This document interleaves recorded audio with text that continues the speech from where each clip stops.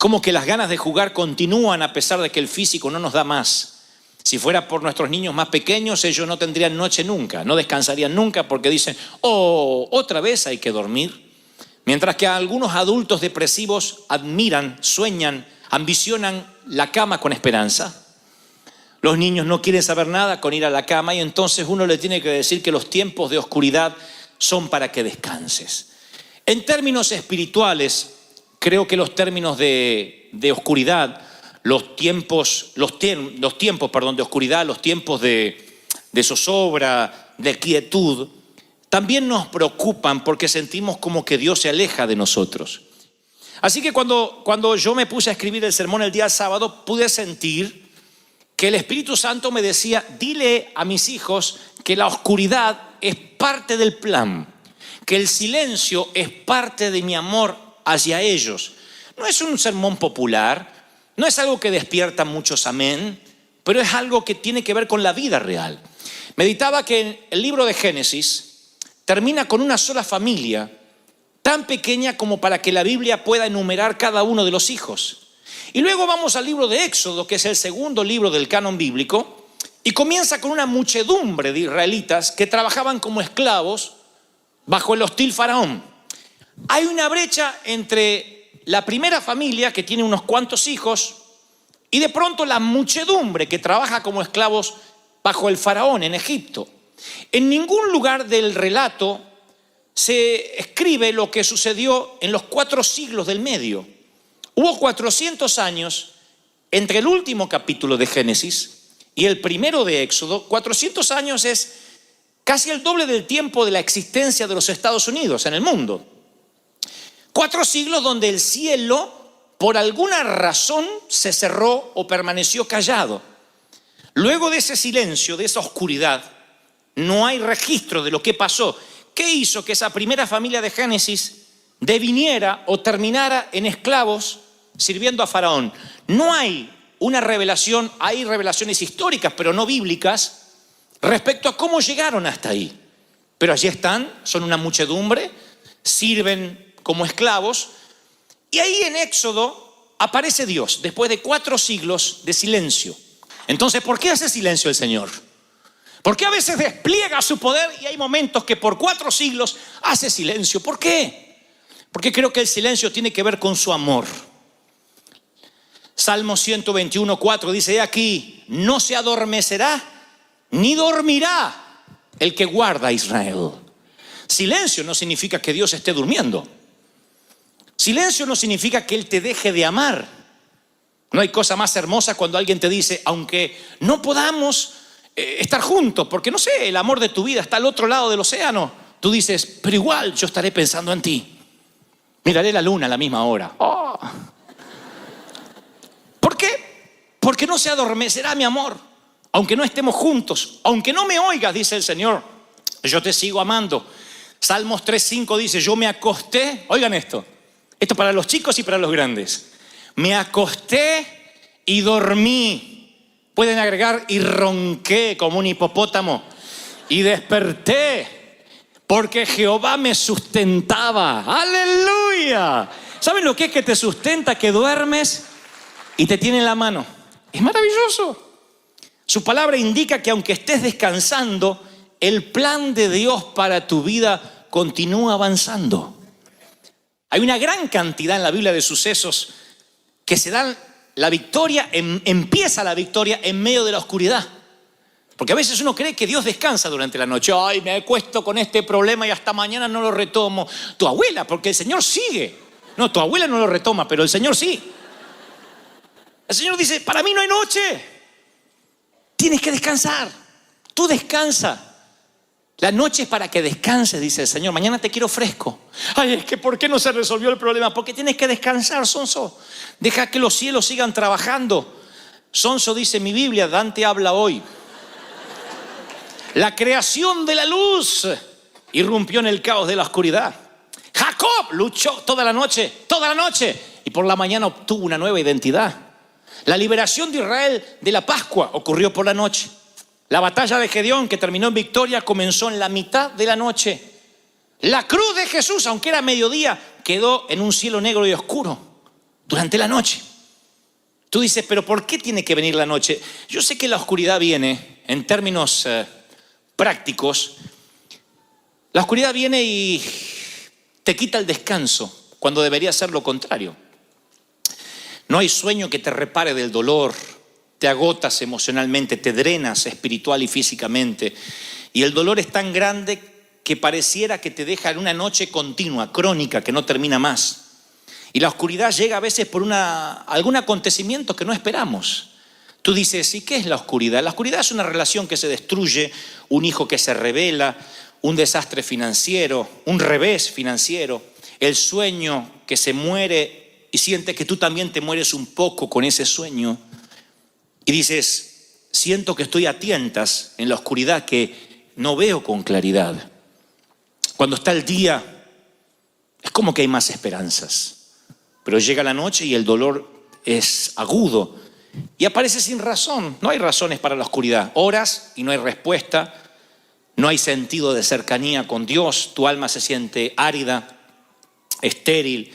No estás en el desierto está en ti. ¿Has estado en esa estación de la vida? ¡Ja! Yo te puedo dar cátedra.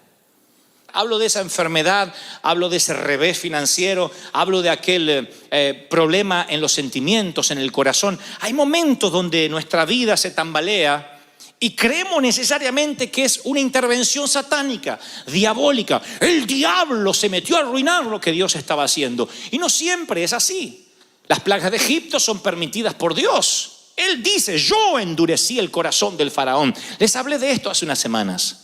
No estoy hablando de un Dios castigador, un Dios que te puede meter en crisis hasta quebrarte, porque Él sabe hasta cuánto puedes resistir. Él sabe de qué estás hecho y sabe qué es lo que te va a forjar el carácter, qué es lo que te va a hacer fuerte, qué es lo que te va a hacer invencible ante futuras crisis, ante futuras pruebas. Pero esos valles tienen que estar. Uno de los valles, una de las oscuridades que siempre te recordaré, es la que la Biblia describe como el valle de lágrimas. Literalmente el Salmo 84:5. Este es el valle, la oscuridad, donde vas solo y debes atravesarlo. Tiene que ver con los valles de la vida real. La Biblia dice que la vida va a tener estos valles. Así que hay un valle al que vas solo, hay uno al donde Dios te lleva y otro que ocurre a causa de tu llamado. Pero el primero es uno que va solo. Es la oscuridad que te lleva ahí porque tiene que anochecer para que también amanezca el día siguiente. ¿Me están siguiendo, sí o no? Dice la Escritura, Salmo 84:5, dichoso el que tiene en ti su fortaleza, que solo piensa en recorrer tus sendas. Cuando pase por el valle, por la oscuridad de las lágrimas, no se pone ahí a decir, ay, es que no voy a salir. Voy a morir acá porque así soy yo, así era mi cuñada y mi comadre. Dice no, cuando pase, dice no cuando se quede a vivir, cuando atraviese, lo convertirá en una región de manantiales. También las lluvias tempranas cubren de bendiciones el valle. Dice una versión, será bienaventurado aquel que pase por el valle de lágrimas y lo cambie en fuente. O sea, momentos de llanto, aprende a contentarse. Dios dice, esto es algo que te va a pasar en la vida. Y tú dices, ¿cómo pretendes que me contente en un funeral? No dice la Biblia que te pongas feliz, a menos que la suegra, no dice, celebra. No, dice contenta. Tienes que contentarte. ¿Qué es contentarte? Saber decir gracias por lo que me permites pasar, porque aunque me duele, aunque lastima a los fueros más íntimos de mi alma, sé que esto me va a fortalecer y mañana voy a tener fuerzas para lo que viene. Sé que algo Dios me quiere enseñar con esto. Es mi Patmos, es mi isla de destierro. Pero es aquí donde Dios va a abrir un vórtice y donde el lugar que yo creo que es territorio hostil, lleno de alimañas, Dios lo va a convertir en un sitio de comunicación divina. ¿Están recibiendo esto, sí o no? No estoy subestimando tu dolor. No estoy diciendo, bueno, avanza y ya está, piensa en positivo. No, la fe, ya lo dijimos, no sirve. Es la fe en Dios la que te levanta, el poder de la resurrección. Y el Señor me dice que te diga, yo sé que estás triste. Es el mismo Señor que lloró ante la noticia de la muerte de su amigo Lázaro. El Señor que lloró en el huerto de Getsemaní. Él sabe lo que son las lágrimas. No es un dios del Olimpo mitológico, esos Sansón, Zeus, que parecen ser superhéroes que nunca lloran. Él es alguien que lloró y que entiende las lágrimas, pero te dice, te he dado esperanza y esta oscuridad va a pasar, sea la que sea, la económica, la espiritual, la familiar, va a pasar, porque pensamientos de bienestar tengo para ti y no de mal. Oigan, lo diré otra vez. Me perdí muchas horas, meses y horas de mi infancia y mi adolescencia preocupado por cómo sería mi vida adulta.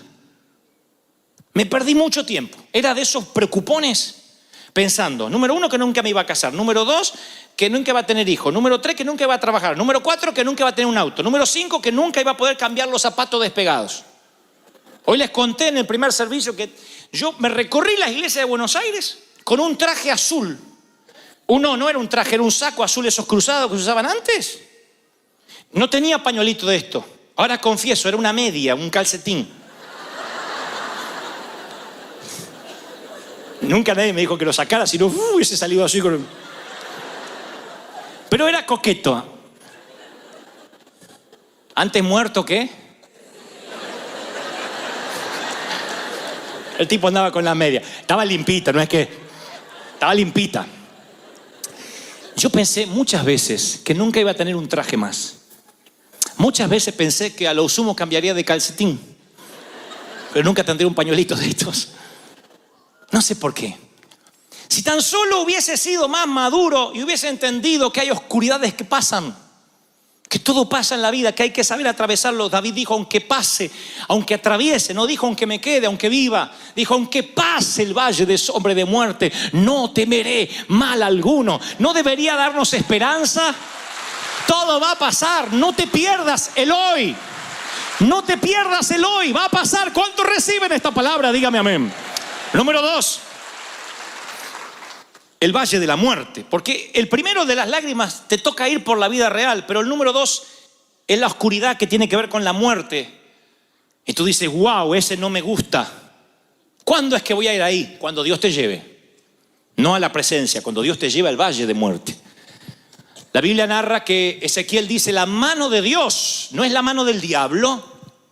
No sé por qué metemos al diablo en todo lo que no nos gusta. Cualquier cosa, el diablo. Me enfermo, es el diablo. Me duele acá, es el diablo. Tu esposa dice, viene mamá, el diablo. Bueno, ahí puede ser el diablo, ¿no? La mano del Señor vino sobre mí y su espíritu, oigan, me llevó en medio de un valle de huesos. Fíjense que hoy diríamos, bueno, este hombre está ahí porque se equivocó. Perdió la brújula, el propósito, no vive en victoria. Veo que dice el Espíritu me llevó a un valle de huesos secos. Es el Espíritu que lleva a Juan al destierro, a Patmos, a una isla de 6 por 9 millas, una roca en medio del mar Egeo. Es el Espíritu. Es el Espíritu el que pone a Cristo en la cruz. Y nosotros a veces atravesamos esos valles de muerte. ¿Qué tiene para decirnos el valle de huesos secos? A veces Dios nos lleva a sitios, a territorios hostiles. Y te lo diré así, llámese un trabajo lleno de inconversos, una casa con un cónyuge que no conoce a Dios. Y uno se pregunta, Señor, ¿por qué hay tantos sitios donde yo podía estar? Pero dice el profeta, me hizo pasearme entre los huesos. Y había muchos huesos que estaban secos. Y me dijo, hijo de hombre, ¿podrán revivir estos huesos?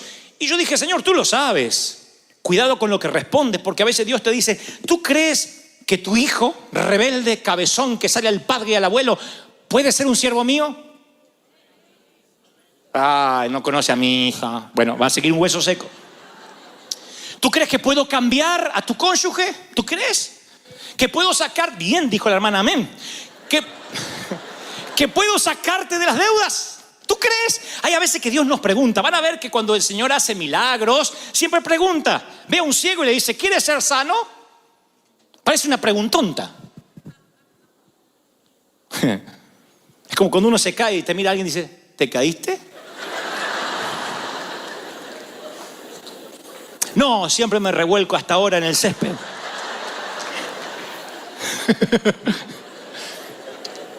Porque el Señor preguntaría, ¿tú crees que pueden revivir estos huesos?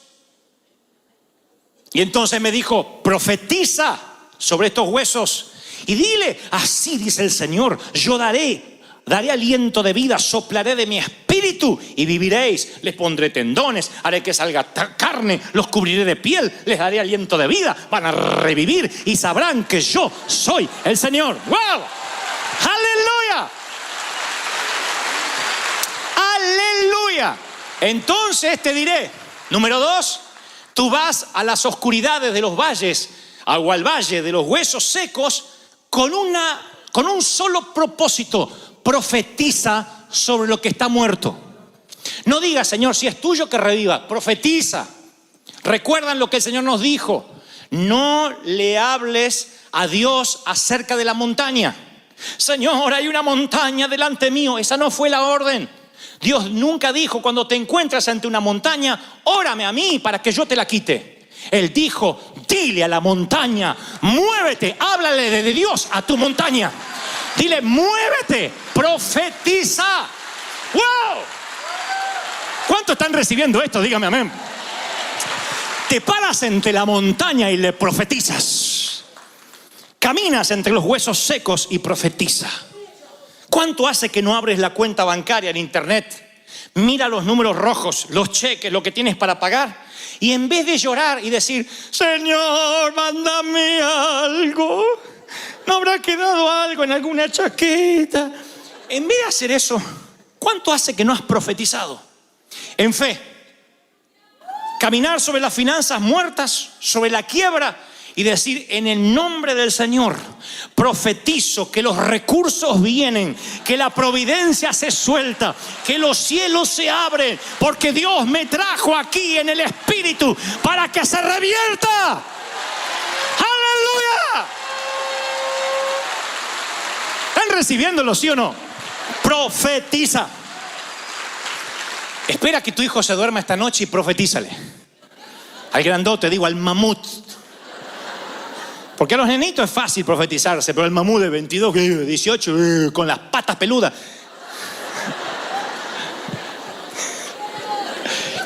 Ponle la mano sobre el mamut. Mientras que duerma, ni se va a dar cuenta, va a ser así. Y tú dile, profetizo.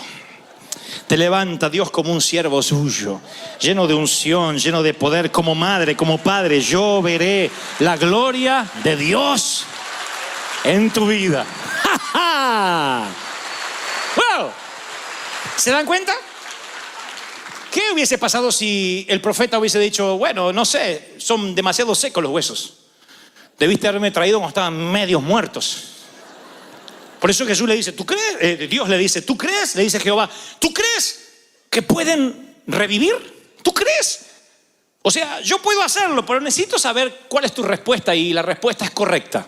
Él dice, tú lo sabes todo, tú puedes hacerlo. Y así ocurre el milagro. Debes profetizar para salir de tu segundo valle de la oscuridad. Y luego, para finalizar, hay otro. Es el menos popular, pero sé que muchos de ustedes han estado allí, me lo ha mostrado el Espíritu Santo. El primero es el valle de la vida real, el valle de lágrimas. Tiempo de reír y tiempo de llorar. Y ese valle de lágrimas hay que convertirlo en fuente, aprender a contentarse a pesar del dolor. El segundo tiene que ver con lo muerto, lo que parece que no va a resucitar. Y allí no opera la fe preventiva, sino la fe de resurrección, la fe que transforma lo que va camino a lo pútrido, lo que va camino a la entropía, a pudrirse, a transformarse en algo que está vivo. Y lo tercero es el valle que viene a causa de la unción. Tengan atención a esto, porque por desconocer esto es que nos convertimos en un evangelio fácil, liviano, playito, donde cuando viene el primer problema se nos va el llamado a cualquier lugar. Tienen todo el llamado para servir en Uganda, en la India, acá y allá. Viene el primer problema, o van a Uganda y tienen que hacer equilibrio en el agujerito del baño y dice, Dios no me llamó para esto. Extraño mi trono blanco. Sí, yo conozco gente que metafóricamente hablando, por un inodoro, dudan de su llamado. Porque desconocen el valle o la oscuridad a causa de la unción.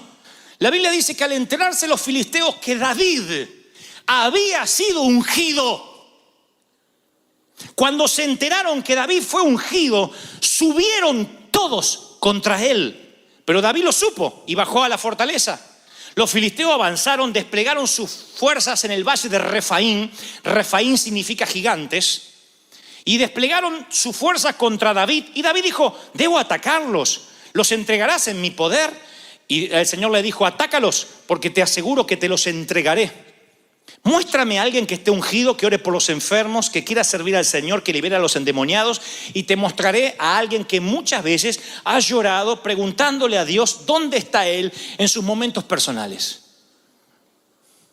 No crean a esos super predicadores que parece que la vida les sonríe y bajan de un carro de fuego a predicar y luego se van otra vez a la presencia de Dios hasta el próximo domingo. No funciona así. Somos humanos, de carne, de hueso. Tenemos decenas de problemas. Nos deprimimos, lloramos, nos enojamos, pecamos, nos airamos. Eso pasa con cualquiera. Y es más, cuando Dios te unge, lo he dicho tantas veces, nuevo nivel de unción, nuevo demonio asignado. No quiero que se asusten, quiero que entiendan que es una batalla.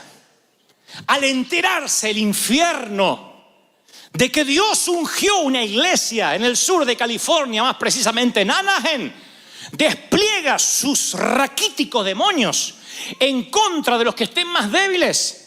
Y los que desconocen de que esto es parte de la batalla se empiezan a asustar diciendo, ¿qué estoy haciendo mal? No, estás haciendo bien. A causa de la unción el infierno se está conmoviendo. A causa de la unción el infierno se está levantando. Pero mayor es el que está contigo que los que vienen en contra, dice la Biblia. ¡Wow! ¡Santo! ¿Están recibiendo esto, sí o no? En cada movimiento de Dios, Satanás está desesperado por contrarrestarlo o destruirlo, antes, durante o después. Cuando Satanás ve lo que va a ocurrir con Moisés, trata de matar todos los niños de esa generación. Arrasa con todos. Es tan torpe, es tan idiota. El demonio que siempre usa el mismo modus operandi, cuando teme que Jesús nace, hace lo mismo y manda a matar todos los niños. El plan de aborto no es algo de la última era, del último siglo. Satanás ha implementado el aborto una y otra vez porque cuanto más niños destruya, habrá menos papás profetizando sobre sus cunas y sus camas. Y será menos peligro. Él dice, aborta, aborta, tienes que matarlo antes de que la profecía se cumpla. Satanás siempre atacará la profecía. Y cuando hay una profecía sobre la iglesia, vendrán los ataques. Y tú dices, ¿y cómo haré para soportar el embate? Sencillo. Tienes que saber que esto es parte del negocio. Si no hay ataques, no estás siendo un peligro. Si no estás representando un peligro para el infierno, entonces sí deberías preocuparte. Pero si tienes ataques, si Satanás se quiere levantar una y otra vez, tienes que saber que cuando él huele la profecía es porque lo que Dios determinó se va a cumplir, se va a hacer. No hay posibilidad que el plan aborte. Se va a hacer. ¿Están recibiendo esta palabra, sí o no? Cuando el enemigo se levanta es porque es más grande lo que Dios va a hacer. Aunque el enemigo venga como río, el Espíritu de Dios levantará bandera, va a plantar bandera, dice la Biblia. Aunque venga, aunque quiera arrasar. ¿Están recibiendo esta palabra? ¡Aleluya! ¿Reciben algo más? Digan conmigo, algo más. Quiero algo más. No importa si estás en el valle de lágrimas o el de los huesos secos o el valle a causa de la unción que reposó sobre ti. Nunca creas que Dios te abandonará en ninguno de los tres. Nunca, jamás. Es más, les daré esta revelación por la misma ofrenda. Y los siervos del rey de Siria dijeron, el Dios de Israel solo es Dios de montes, de montañas. Por eso siempre nos vencen. Esto dijeron los sirios. Si hacemos que ellos bajen a la llanura, al valle, ahí los vamos a vencer. Pelearemos con ellos en campo raso y los vamos a vencer porque su Dios es Dios de montes y Dios de montañas. Satanás dice, este es un creyente de domingo. Vienen a recibir la palabrita y se van. Pero Dios no está con ellos los lunes, ni los martes, ni en los valles, ni en las crisis. Y cuando el enemigo se atreve a, conforme relatan sus 4 biografías, era la persona más accesible, siendo quien era, siendo que era el Hijo de Dios hecho hombre, la persona más accesible que jamás existió. Él dejaba que todo el mundo se acercara a él. ¿Recuerdan ustedes cuando de niños tienen que haber tenido algún recuerdo o tienen que tener uno, que alguna vez no te invitaron a una fiesta, por ejemplo, a una boda, a una fiesta de 15, a un cumpleaños, y te enfadaste? O te habrá pasado a tu hijo. A mí me pasó de que quien yo creía que era mi mejor amigo, un día cumplió años el condenado y no me invitó. Hoy llegué a la conclusión, hablando de esto en el primer servicio, que a lo mejor coincidía con que yo tenía piojos en esa época. Y nadie invita a un piojoso al cumpleaños. Era el problema que teníamos cuando chicos. No había otra enfermedad. Con gripa te mandaban al colegio. Tenías tos, al colegio. Tenías fiebre, aguante, al colegio. Los piojos no, porque te echaban las maestras. Y las nenas tenían que peinarse con un peine fino para que salieran los extraños habitantes. Y sí, y coincidentemente acá a lo mejor yo tenía piojo, por eso no me invitaron. Sea lo que sea que te sientas un piojoso o no. Yo recuerdo la sensación de la exclusión. Yo recuerdo sentirme rechazado. Y es algo horrible que te sucede de adulto, te sucede de pequeño. Ahora, que no te inviten a un cumpleaños, la vida te va forjando y te vas abriendo paso en el mundo adulto, y un momento que ya no te importa y dices, bueno, al cabo lo pude superar. Pero ¿qué si sientes que el Señor no te invita? Hay de los que literalmente van por la vida, aún siendo cristianos, sintiendo que el Señor nunca los invitó, que están colados en la fiesta del reino, que viven en el reino, pero nunca verán al rey, que son como los parias, las personas piojosas, los que no deberían estar cerca del homenajeado.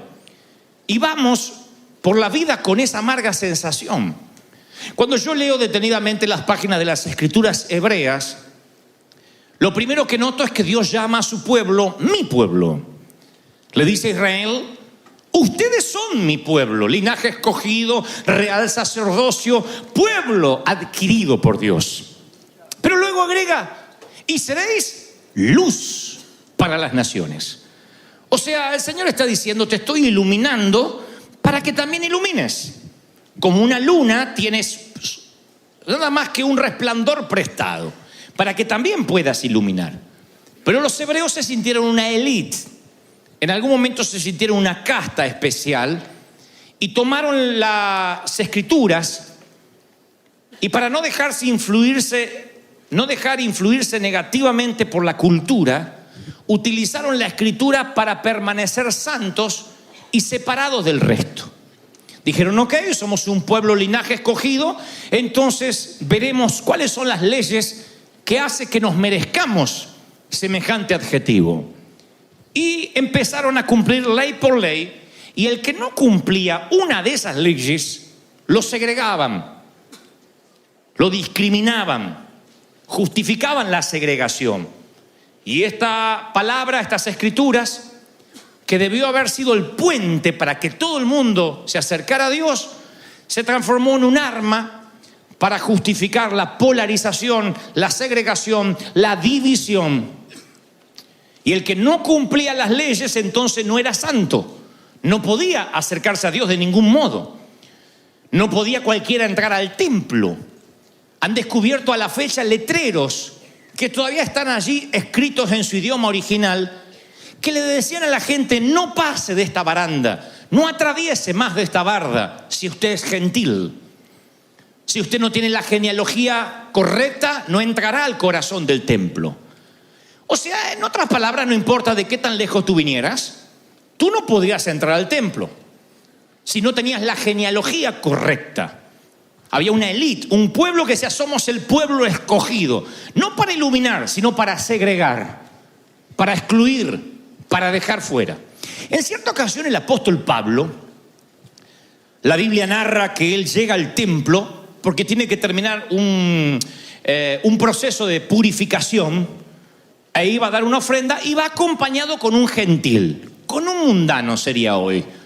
Pablo le dice al gentil, quédate fuera, yo voy a entrar al templo. Y la palabra dice que los amigos gentiles que estaban afuera se quedaron para que Pablo a la salida les contara la experiencia.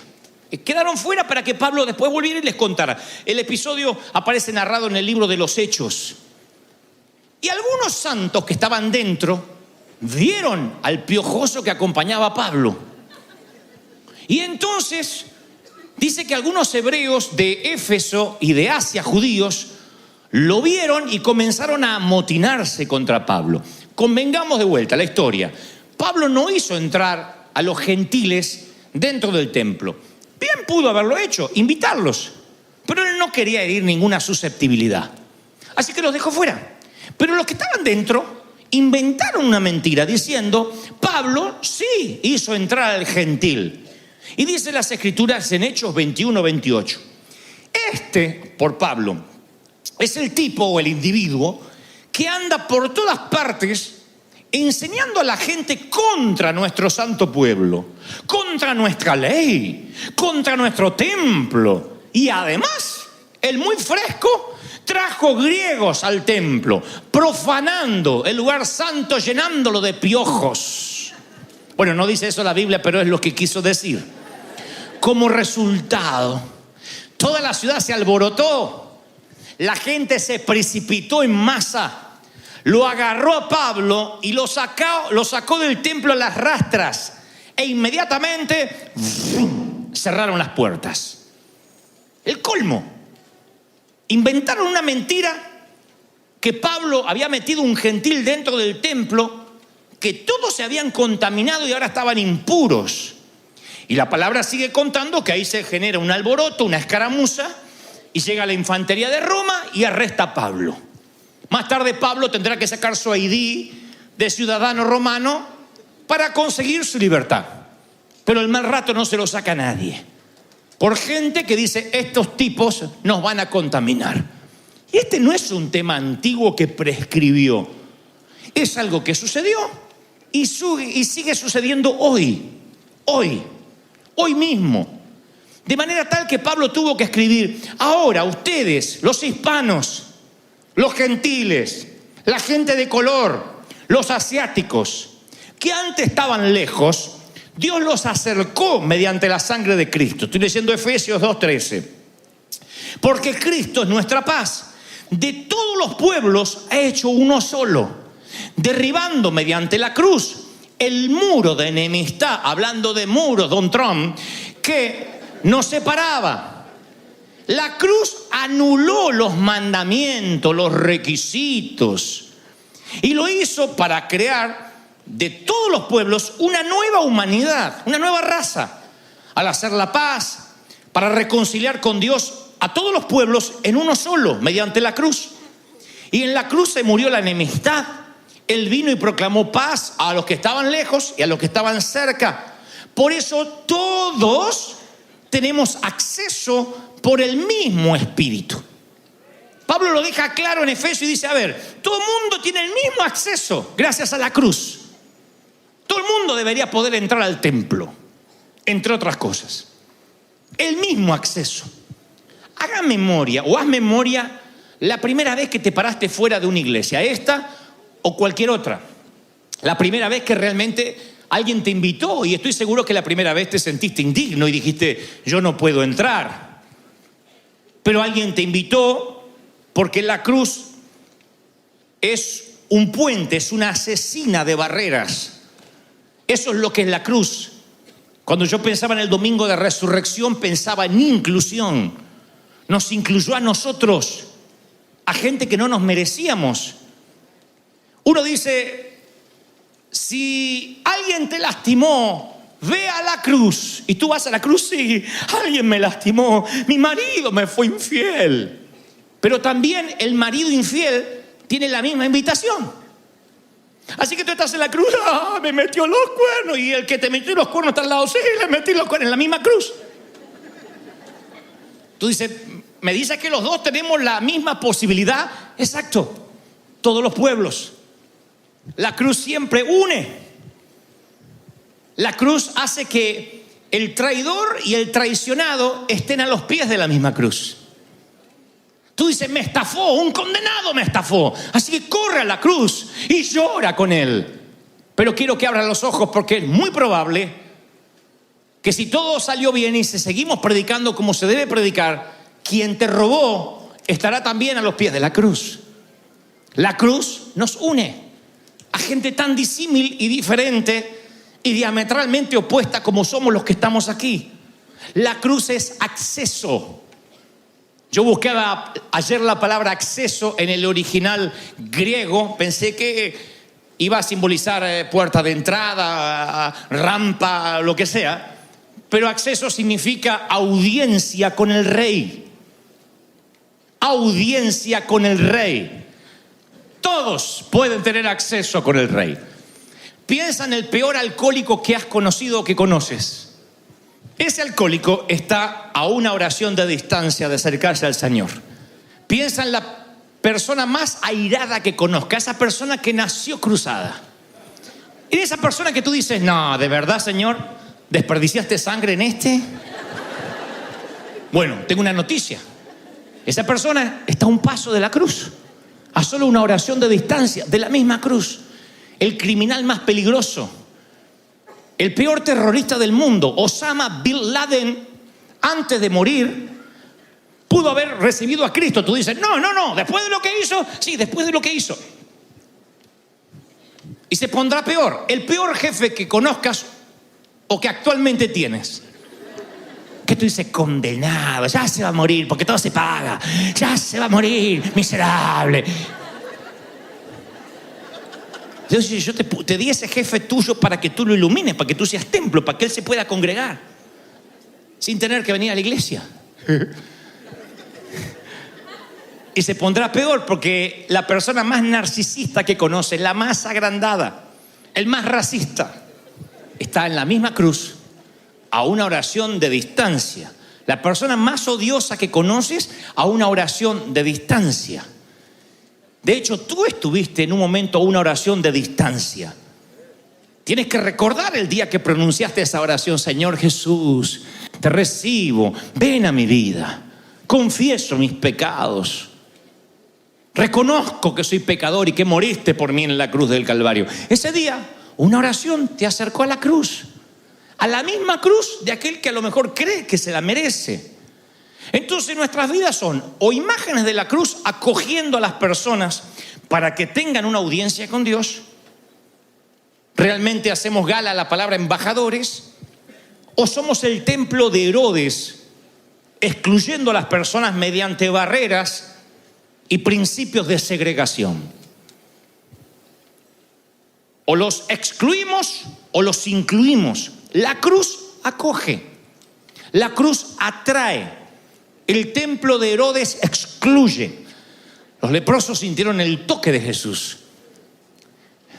Pudo haber sanado de lejos dando una palabra, sin embargo los tocaba. Leprosos gentiles, samaritanos, recaudadores de impuestos, pobres, oprimidos, paganos, pecadores, prostitutas, borrachos. Todos. El Señor los incluía. Y necesitarán la gracia. Necesitarán a un Cristo que los incluya. Un Cristo que diga, yo también morí por ti, a pesar de todos los esfuerzos que hagas.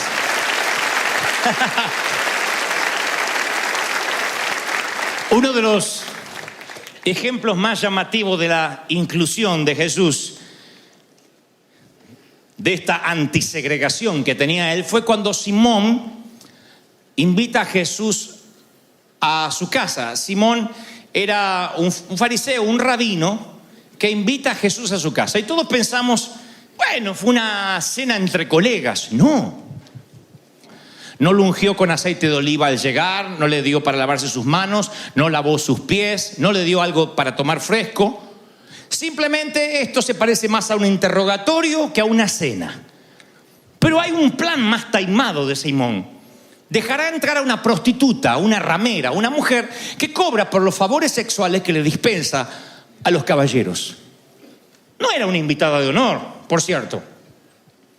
Creo que Simón tiene un plan: hacer caer al maestro de alguna manera. ¿Te gusta incluir a la gente? ¿Eres famoso por sentarte con prostitutas, con borrachos? Yo te traeré una prostituta a tu mesa y veré cómo te comportas. Pero el maestro no hace nada. Es la presunta ramera la que hace algo. Se percata de que Jesús está sentado, han traído el pan, la comida, y tiene los pies sucios. Así que se las ingeniera. Ella trae un perfume, un alabastro de perfume. Nadie se pregunta cómo esta mujer puede darse esos lujos. Por lo bajo murmuran de que con lo que ella hace seguramente puede darse esos lujos y otros más. Pero esa mujer no trae el perfume para oler bien ella, sino que ella empezará a limpiar, a enjuagar los pies de Jesús con ese perfume. Y tampoco es quien ella para pedir una toalla. Entonces tiene una idea inmejorable. Se quita el tul, el manto, se desata el cabello y empieza a secar los pies de Jesús, que acaba de mojar con sus lágrimas y con el perfume. ¿Cómo una mujer como esa puede permitirse semejante escena? Y Simón observa. El maestro, el Mesías, el que se dice hijo de Dios, dejándose toquetear por una mujerzuela. Jesús sabe lo que está pensando su pésimo anfitrión. Y esto es lo que le dice: Simón, deja que te cuente algo. Simón dice: ok, nada me gustaría más. 2 hombres estaban endeudados con un banquero. Uno debía 500 monedas de plata y el otro debía 50. Como ninguno de los dos podía pagar, el banquero le canceló la deuda a ambos. Al que debía 500 monedas de plata y al que debía 50. Simón, tú eres un hombre inteligente, letrado por lo que veo. Resuélveme el enigma. ¿Quién de los dos crees que estará más agradecido con el banquero? Simón dice: supongo que el que debía más dinero. Así es, dijo Jesús. Y volviéndose a la mujer, pero sin dejar de hablarle a Simón, le dijo: ¿ves esta mujer? Ella vino hasta tu casa y tú no me has dado nada para lavarme los pies. Sin embargo, esta mujer me ha lavado los pies con sus lágrimas, con su perfume, y los ha secado con su cabello. Tú no me has saludado. Ni siquiera me diste un beso cuando llegué. Ella no ha dejado de besarme los pies desde que llegué, y los ha besado aún antes de lavarlos. Tú no me has dado nada para refrescarme. Ella me ha calmado los pies cansados con perfume. Impresionante, ¿no crees? Es que a ella se le perdonó numerosos pecados y está muy agradecida. Si el perdón es mínimo, la gratitud es mínima. Simón, como la tuya.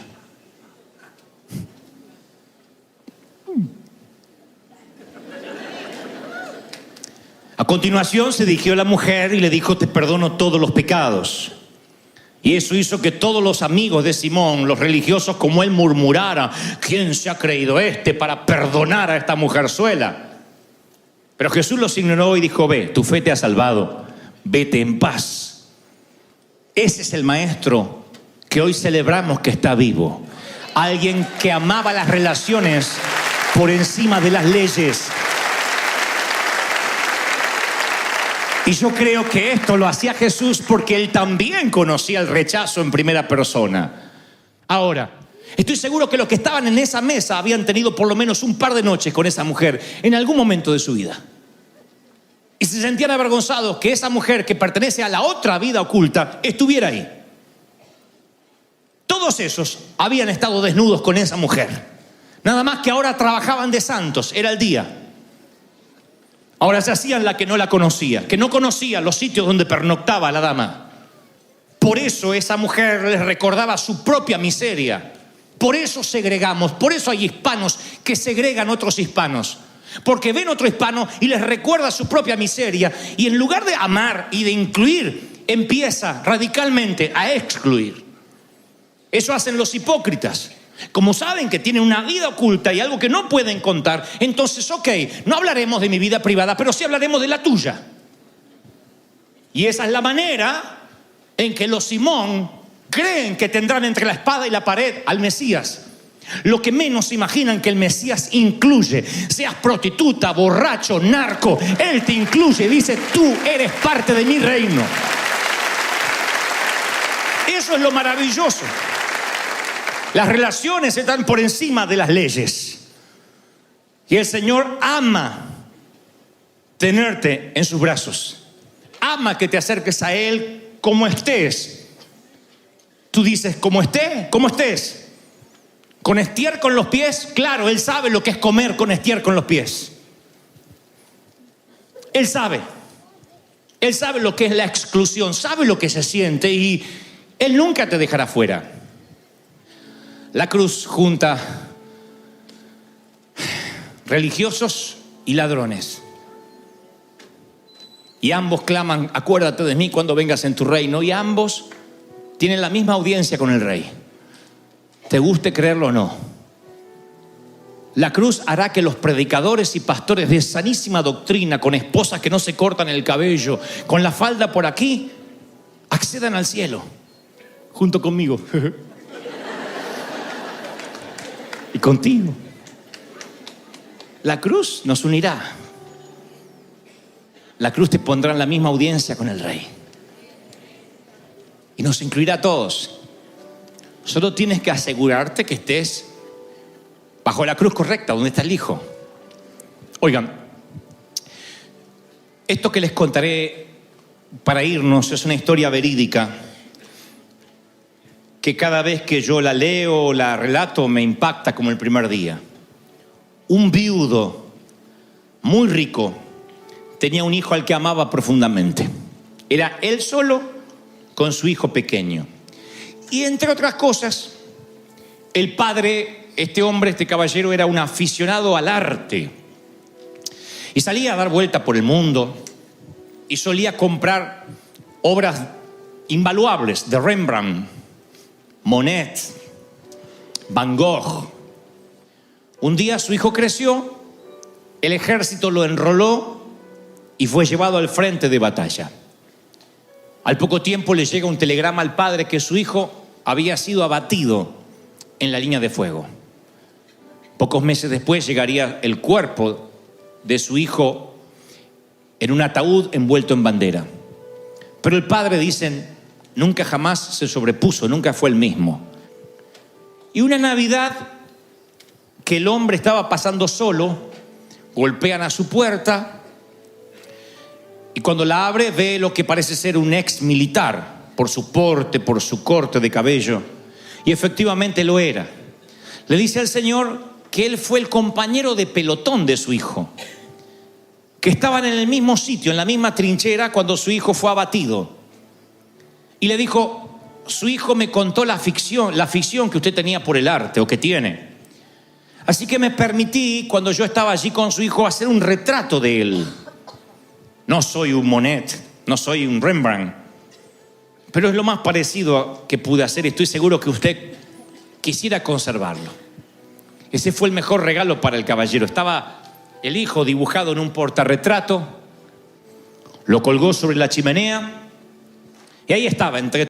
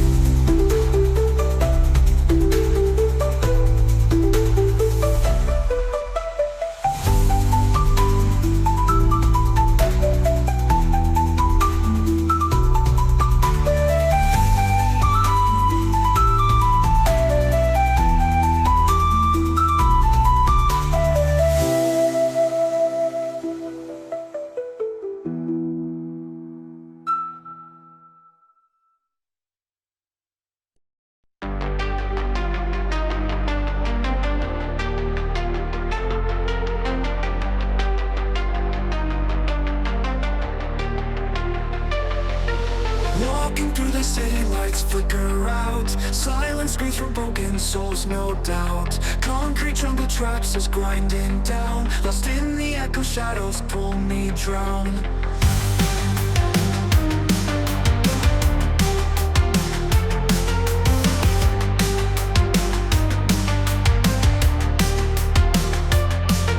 Streetlights buzzing, whispers in the dark. Neon shadows glowing, leaving marks. Pavement breathes our stories, old and cold. Past and future twisting, all unfold. We are lost in neon nightmares. Ghosts of dreams, electric flares. Running fast but going nowhere. In the maze we live in despair.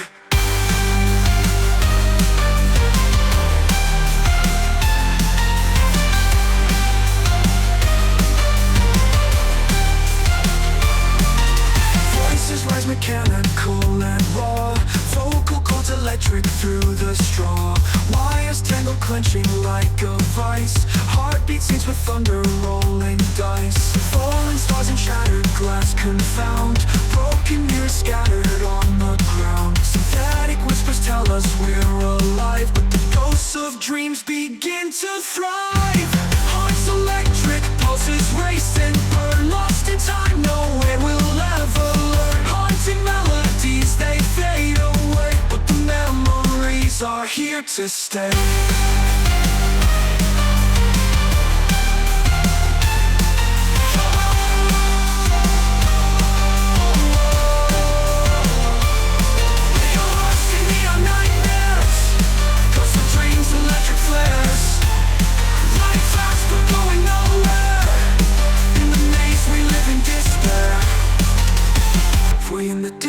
A flicker of light, a single star cuts through the endless night.